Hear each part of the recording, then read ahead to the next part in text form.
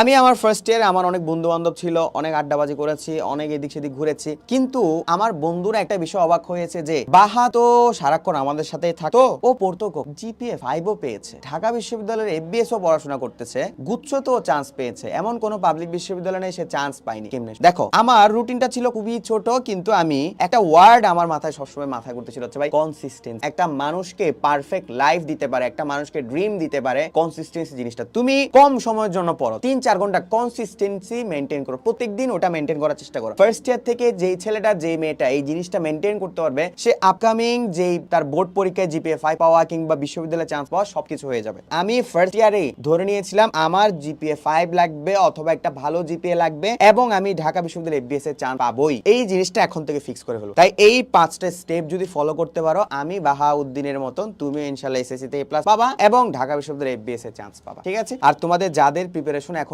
ভালো না, তোমরা চাইলে আমাদের এসএসসি 27 এর একাডেমিক অ্যাডমিশন কোর্সে এনরোল করে নিতে পারো। এখানে সবচেয়ে সুবিধা হচ্ছে আমরা একাডেমিকটাও পড়ে দিয়েছি, টেস্ট পেপার সলভিং করে দিয়েছি, বোর্ড কোশ্চেন সলভিং করে দিয়েছি, কনসেপ্ট ক্লিয়ার করে দিয়েছি, অ্যাডমিশনের প্রিপারেশনও নিয়ে দিয়েছি। আর কি লাগে? তাই কোর্সে ভর্তি হওয়ার জন্য এখনই ভিজিট করো হালকা সিনেমা ওয়েবসাইট। আসসালামু আলাইকুম।